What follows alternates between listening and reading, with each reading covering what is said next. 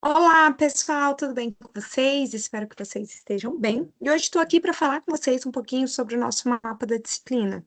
Pessoal, nosso mapa de disciplina, quem está acompanhando as nossas aulas, estão percebendo que quase todas as nossas aulas, até na nossa aula 7, né, que foi a nossa aula da semana passada, dessa semana, na verdade, porque eu estou gravando nessa semana, né, eu falo sobre o mapa. Então, se vocês verem, a gente segue uma sequência lógica de atividades que são desenvolvidas durante as aulas e que vocês conseguem desenvolver o mapa com as nossas aulas, né? Mas hoje eu vim aqui para falar um pouquinho sobre ele. Para isso, pessoal, a professora vai ler o estudo de caso para vocês entenderem do que nós estamos falando. E aí, na sequência, a professora vai explicando cada uma das atividades, vai mostrando onde que vocês têm que buscar, né, qual aula, para vocês conseguirem fazer a atividade, tá? Então, pessoal, nosso estudo de caso, ela é sobre a Aquapure Bebidas, LTDA, que é uma empresa, gente, brasileira especializada na captação, tratamento e envase de água mineral e de bebidas funcionais. Ela está localizada, gente, próxima a uma reserva natural e a companhia ela possui concessão para a exploração de uma fonte de água que é reconhecida pela sua pureza, composição mineral equilibrada. O processo produtivo, gente, ele é altamente automatizado e ele segue aí rigorosos padrões de qualidade, garantindo que cada unidade engarrafada atenda às normas da Agência Nacional da Vigilância Sanitária, da Anvisa, e aos padrões internacionais de segurança alimentar. Pessoal, hoje a empresa ela trabalha com três principais linhas de produto. Então, ela trabalha com a água mineral natural, com ou sem gás, com a água funcional, que é enriquecida com vitaminas e minerais, e as bebidas saborizadas, aí com baixo teor calórico. Pessoal, o fluxo produtivo, ele inicia-se com a captação da água, que é diretamente da fonte. Em seguida, ela segue para a etapa de filtragem, purificação, análises laboratoriais, envase automático, a selagem, a rotulagem, a embalagem em fardos e, por último, a expedição. A capacidade produtiva hoje dessa empresa, pessoal, instalada, ela permite o invase de até 50 mil litros dia, porém, a utilização média, ela gira em torno de 80%. Ou seja, eu não consigo, né? Não é que eu não consiga, mas eu não utilizo a minha capacidade total, tá? Além disso, gente, com os produtos, eles são padrões, né? Esses são produzidos e eles são estocados, e os pedidos, eles são atendidos pelo PCP, seguindo aí uma disciplina PEPS. Então, o primeiro que entra também vai ser o primeiro que vai sair. Conhecida também aí como FIFO, tá? Pessoal, em seguida, a professora traz o fluxograma desse processo, que é o que a professora já falou, captação de água, filtragem e purificação, análise laboratorial, envase automático, selagem e rotulagem, embalagem dos fardos e, por último, a expedição. E aí eu trago para vocês, pessoal, todo um descritivo sobre cada uma dessas etapas, né? Não vou ler aqui para vocês. E aí, em seguida, eu trago o seguinte, pessoal, que apesar de contar com uma tecnologia de ponta, essa empresa ela enfrenta desafios relacionados ao planejamento da produção, o controle do estoque e a logística de distribuição. E o objetivo desse estudo é analisar o processo de produção da Aquapure, propondo melhorias que aumentam aí a eficiência, reduzam os desperdícios e melhorem aí o atendimento da demanda do mercado. Para isso, pessoal, a professora trouxe algumas fases. Então, a professora trouxe ali 4 fases para vocês desenvolverem, né? Então, a professora fala 4 ou 5, a professora vai ver aqui, mas a professora fala sobre aí cada uma delas. Então, vamos para a nossa primeira fase. Gente, na nossa primeira fase, eu peço para vocês avaliarem esse processo. Então, eu trago a contextualização do processo e eu solicito para vocês que na atividade 1.1 vocês identifiquem os inputs, as principais etapas do processo e os respectivos outputs, tá? Não é necessário fazer uma listagem individual, então vocês vão fazer de maneira geral. Se vocês se lembrarem, gente, lá na nossa primeira aula, a professora fala, né, sobre os inputs. E aí a professora trouxe o caso do exemplo do bolo. No bolo, eu falava que os inputs eram as nossas entradas, né? Então, o que que eram as nossas entradas? O ovo, a forma, o confeiteiro, a farinha, o chocolate, Então, tudo aquilo que entrava, né? Em seguida, eu trazia o processo. Então, o que que era o processo? O processo eram as etapas para fazer. Então, a mistura, o assar o bolo e assim por diante. Aqui, pessoal, vocês vão analisar a entrada dos produtos. Então, o que que entra para você produzir água, pessoal? As garrafas de água. Então, não tem matéria-prima? O que que é matéria-prima? Não é a água. Então, você vai trazer aquelas outras coisas. Por exemplo, para produzir o bolo, a gente usa energia elétrica, a gente utiliza, se vocês forem, né, depois embalar o bolo, você vai ter que trazer os pacotinhos, você vai ter que trazer tudo isso que é entrada. Depois você traz esse processo, que são as etapas, literalmente, se vocês olharem para o fluxograma de vocês, vocês veem as etapas, e depois vocês vão para os outputs.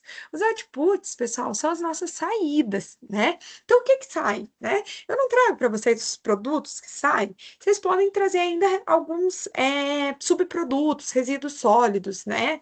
Então, vocês podem trazer o que é um resíduo sólido, que pode ficar, por exemplo, no filtro. Vocês podem trazer, por exemplo, efluentes líquidos, que, por exemplo, é a água que você usa para lavar e assim por diante, tá? Pessoal, aqui eu espero que vocês tragam pelo menos 5 inputs, então 5 entradas, 6 processos, eles estão descritos no fluxograma de vocês, e pelo menos um output, né? Então, não é obrigatório, por exemplo, vocês trazerem os subprodutos, né? Os efluentes, resíduos, mas vocês precisam trazer pelo menos um produto, né? Uma saída, um output, tá? Pessoal, em seguida, na etapa 1.2, eu solicito para vocês que classifiquem o processo de produção, tá? Como que a gente classifica, pessoal? A gente classifica segundo o grau de padronização, ele é um produto padronizado ou não, né? Segundo a classificação, segundo o fluxo de produto, né? De processos, então vocês vão olhar lá. A gente tem processo contínuo, em linha, tem vários outros. Então vocês vão colocar o que que tem ali. Em seguida, vocês vão classificar segundo o ambiente de produção. Vocês vão olhar lá, tem o Make to Stock, tem o. Até esqueci os outros, mas nós temos lá todas as etapas, todos os possíveis segundo o ambiente de produção. Pessoal, só pegar o nosso slide da nossa primeira aula, tá? E por último, vocês vão classificar segundo a natureza do produto. Ele é um bem, ele é um serviço, né? Então vocês precisam descrever. Pessoal, isso é a nossa etapa 1, a nossa fase 1. Fez isso, acabou o exercício, tá? Então vocês têm que trazer essa classificação. Depois nós vamos para a nossa fase 2. Pessoal, aqui a gente tem a priorização da produção dos nossos, da nossa água. Para isso, pessoal, eu trago para vocês, eu falo sobre a missão da Água Pure, e aí eu coloco que o desafio de vocês é ajudar que essa empresa a classificar os produtos segundo a sua importância econômica, ou seja, de acordo com a classificação ABC. Pessoal, a gente fez isso na aula 6.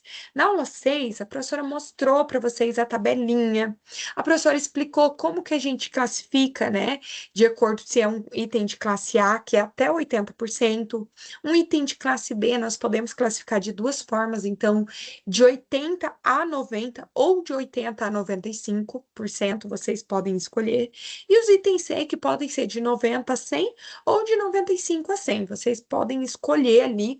Eu prefiro aquela classificação, né, de item A até 80, item B de 80 a 95 e o item C de 95 a 100. Mas se fazer diferente, pessoal, não tem problema, tá? A professora aceita. Eu passei para a célula de correção essa característica, tá?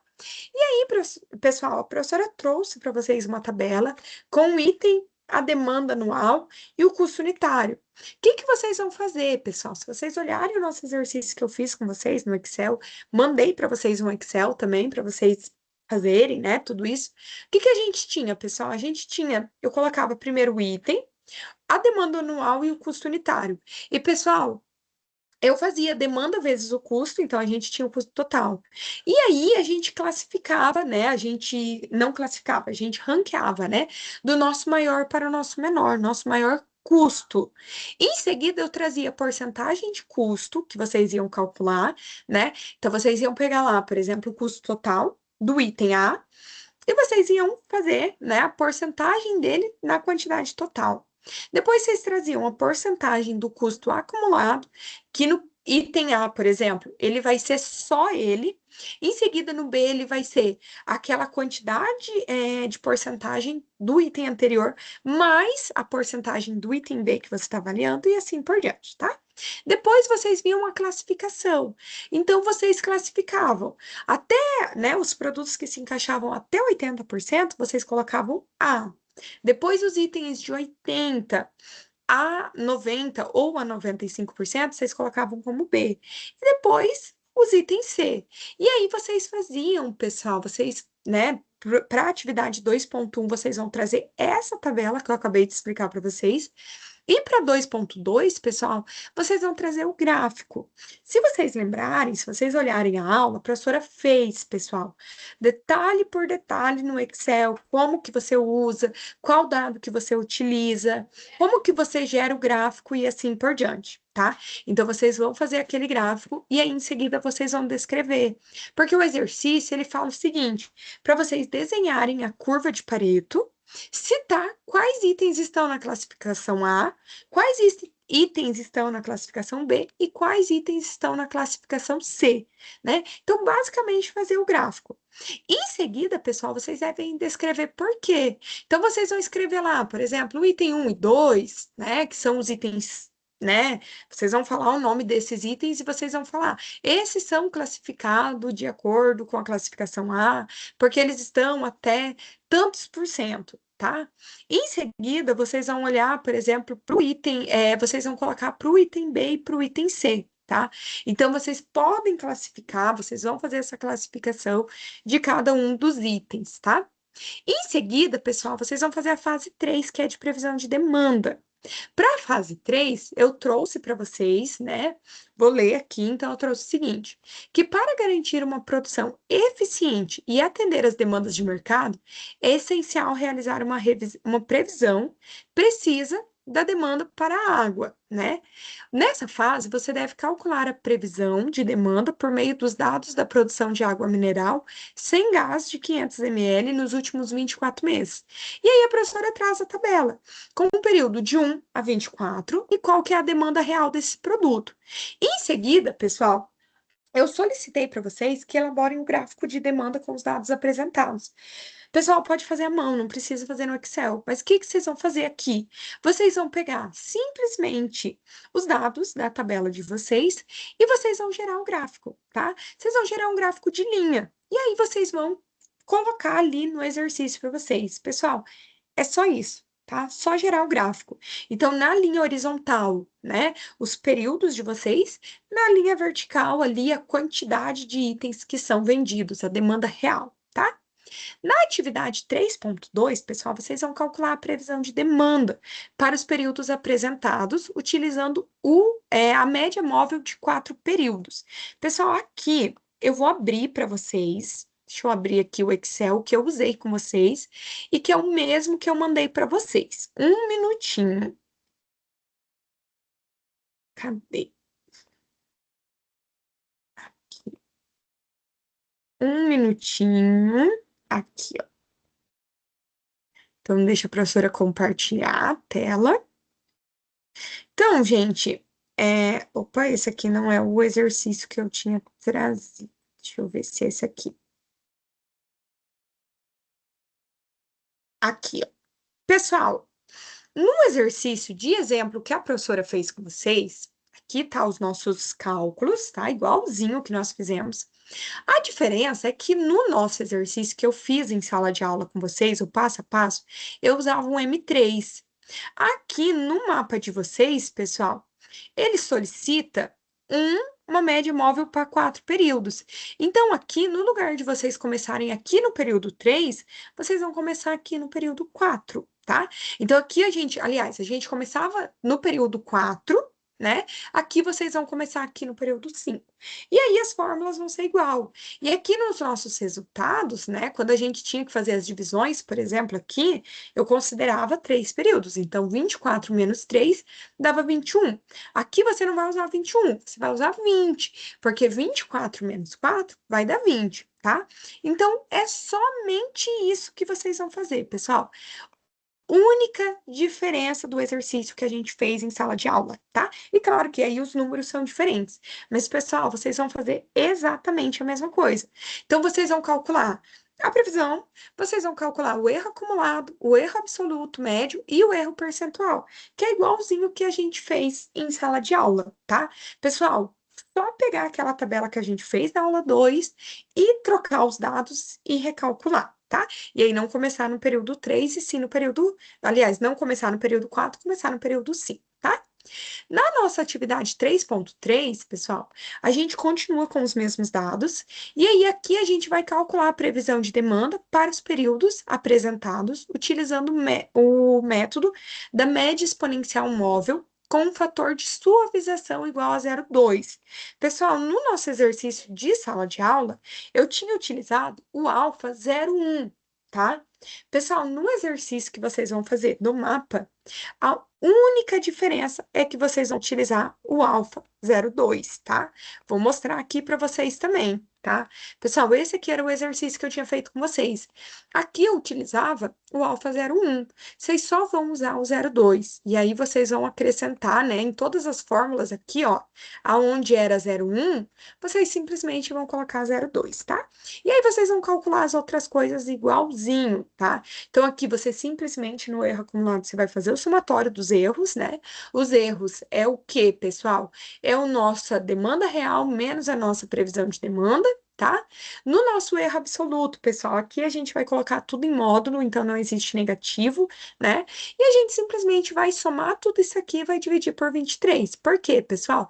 A gente só exclui o primeiro período no nossa técnica da média, do fator de suavização. E no nosso erro, né, o nosso erro percentual, você simplesmente vai pegar o erro de vocês que vocês calcularam, e vocês vão calcular aqui pelo D, que é o quê, gente? A nossa demanda real. E vão fazer o somatório, tá? Pessoal, só isso também, tá? Não tem mais nada no exercício de vocês. E aí, por último, pessoal, vocês vão calcular o exercício 3.4, aonde realiza a previsão de demanda para os períodos apresentados e para os próximos 10 meses, utilizando o método de previsão de tendência. Pessoal, vocês vão voltar na nossa aula também, vocês vão usar exatamente a mesma fórmula, o mesmo jeito, vocês só vão trocar os dados, né? Então não tem nada demais. A professora vai abrir aqui também para mostrar para vocês. A professora não vai explicar tudo, obviamente, porque tem a explicação na aula, mas, pessoal, é a mesma coisa. Então, vocês vão colocar o X e o Y aqui de vocês, que é o período e a demanda.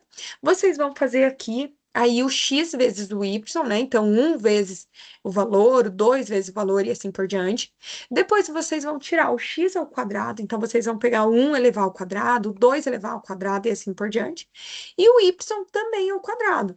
Então, o valor de vocês aí do exercício ao quadrado e assim por diante.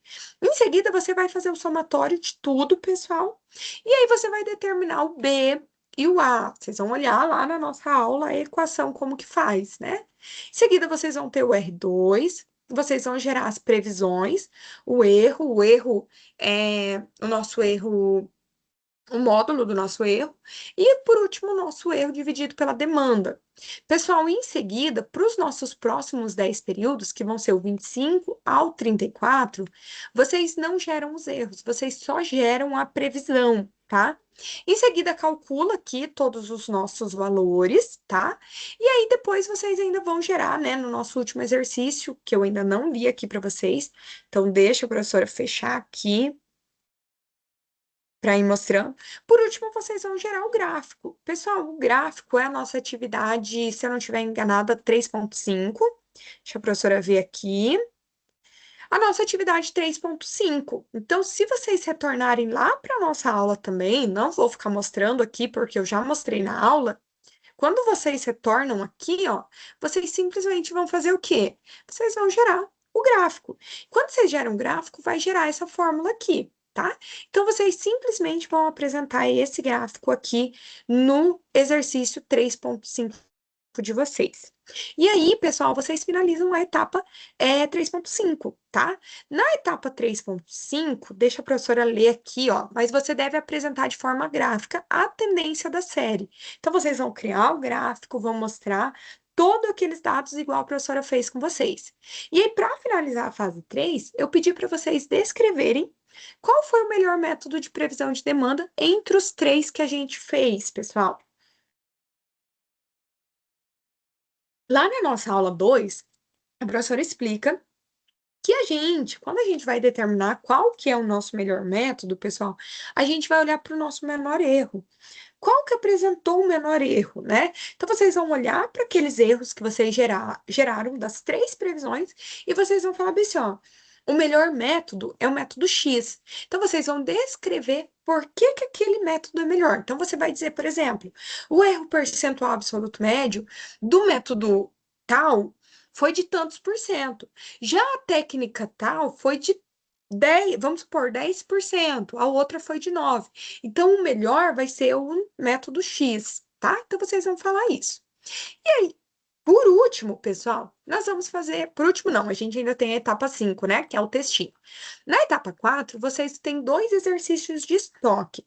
Pessoal, esses dois exercícios de estoque, a professora trouxe para vocês um exercício bem parecido na aula 7, tá? Então, no exercício 4.1, eu trouxe o seguinte: sabe-se que a empresa Aquapure Bebidas, LTDA, hoje tem uma previsão de vendas para um determinado produto igual a 20 mil unidades para 2025. O custo anual de manutenção de estoque é de 0,40 por produto, tá? E o custo para encomenda é igual a R$ 5. Vale ressaltar que o varejista ele opera 360 dias no ano e que cada produto custa para a empresa R$ 2, tá? Pessoal, com base nos dados, qual que é o tamanho do lote de compra que vai minimizar os custos totais para a empresa? Pessoal, se vocês voltarem lá para a nossa aula da nossa semana 7, vocês vão ver que eu trouxe alguns tipos de lote econômicos, né, para a gente determinar qual que seria o melhor para minimizar os custos totais, né? Com isso, pessoal, vocês têm que perceber que nesse exercício a gente tem a demanda anual, a gente tem o custo para o pedido de vocês e a gente tem o custo para armazenagem, né? Então, o que que vocês vão fazer? Vocês simplesmente vão colocar esses dados na fórmula, né? Vai ter lá uma fórmula que tem uma raiz, né? E vai ter lá um custo de pedido, um custo anual e um custo de armazenagem. Então, vocês vão utilizar essa fórmula, tá? Nessa fórmula, pessoal, ele vai dar um valor quebrado, né? Vamos supor, não é esse valor, mas vamos supor que dê, por exemplo, 7,5 garrafas. Pessoal, você não pode comprar 7,5 garrafas. Você tem que comprar 8 garrafas. Então, é isso que vocês vão fazer no exercício 4.1. No exercício 4.2, pessoal, eu trago para vocês o seguinte, que a empresa administra o estoque utilizando um sistema de revisão periódica. A demanda mensal é uma média de 4 mil garrafas, com um desvio padrão de 200 unidades. A demanda segue uma distribuição normal. O gestor de materiais da empresa realiza a compra de garrafas a cada 15 dias e o fornecedor faz a entrega em 4 dias. O nível de serviço adotado para esse item é 94,66. Então, vocês vão voltar para a tabelinha do Z e vocês vão encontrar o valor, né, que vocês precisam utilizar. Para essas condições, determine o nível máximo do estoque e como o modelo de reposição irá funcionar. Então, aqui, pessoal, eu espero que vocês calculem o nível máximo de estoque que a gente tem que ter, chegando a um determinado valor. Pessoal, percebam que vocês têm a demanda de 4 mil garrafas, vocês têm o desvio padrão de 200 unidades, vocês têm o Z de vocês, porque vocês têm aquela porcentagem de 94,66, que é o nível de serviço, Então, vocês encontram pela tabelinha que a professora mostrou para vocês. Vocês têm o tempo. Pessoal, a cada 15 dias vocês fazem a reposição. Então, se vocês olharem para o exercício que eu fiz com vocês em sala, eu pegava o valor, né, de 15 e eu dividia por 30, né? Então, vocês vão utilizar esse valor. Em seguida, eu utilizava o lead time. O lead time, ele é o quê? Entrega a cada 4 dias. Então, eu fazia a mesma coisa também, tá? Em seguida, pessoal, vocês vão olhar qual estoque de segurança vocês têm que ter, né? O qual que vocês têm todos os dados. A professora acabou de falar todos os dados para vocês. E aí, vocês vão ver lá quantas unidades mensais tem que ter. Depois disso, pessoal, vocês têm que determinar um determinado outro valor, né? Nesse valor, vocês também vão ter a demanda, vocês também têm o tempo, vocês têm o lead time, vocês têm o estoque de segurança. Então, vocês conseguem calcular um determinado valor. E aí você vai dizer, né, o quê? Que o valor, né, chegando a um valor máximo ali, um determinado nível de estoque, de no máximo X quantidade, né? Então, eu tenho meu estoque de segurança, que é o meu mínimo que eu tenho que ter ali, digamos assim, para garantir que eu vou ter o reabastecimento, para esse lead time, mas eu também tenho que saber qual que é a minha quantidade ali, digamos assim, máximo que eu vou ter, tá? Pessoal, isso é a minha atividade, é a nossa fase 4, tá? E por último, a gente tem a nossa fase 5. Na nossa fase 5, pessoal, vocês vão falar um pouquinho sobre a importância de estruturar o setor de PCP dentro de uma fábrica. Então, aqui, gente, eu trouxe o seguinte: considerando o papel estratégico do planejamento e controle de produção no ambiente industrial, explique por que esse setor é fundamental para o sucesso operacional e financeiro de uma empresa. Em sua resposta, eu quero que vocês destaquem pelo menos dois benefícios, pessoal, concretos de um PCP bem estruturado dentro de uma organização, podendo usar aí como exemplo a própria empresa que vocês utilizaram, ou uma outra empresa do setor alimentício ou qualquer outro setor para ilustrar a argumentação de vocês. Então, o que que vocês vão fazer, pessoal? Vocês vão falar por que que o setor de PCP é importante, o que que ele faz dentro da indústria. Vocês podem utilizar um exemplo de indústria para falar sobre isso. Podem até utilizar o exemplo da Acupuri, tá? Por que que é importante? O que que vocês acharam? Quais cálculos que vocês fizeram, tá? Então, pessoal, é isso o nosso mapa, tá? Ele tá bem facinho, tá bem tranquilo, tá? Acompanhe as nossas aulas, gente. Voltem lá, né? A nossa aula 1 traz a nossa fase 1. A nossa fase 2, gente, ela tá lá na nossa aula 6. A nossa fase 3 está lá na nossa aula 2. E a nossa fase 4 está lá na nossa aula 7. Tá? Então, olhem cada uma dessas aulas, façam um mapa de vocês, escrevam um textinho com as palavras de vocês, tá? Tragam o que vocês entenderam da disciplina, tá? E se tiverem alguma dúvida, mandem mensagem para o nosso mediador, que a professora tenta sanar as dúvidas de vocês. Beleza, pessoal? Gente, eu espero que vocês tenham entendido. Tenham aí uma boa semana, um bom desenvolvimento de mapa. Vejo vocês na aula, gente. Até mais. Tchau, tchau.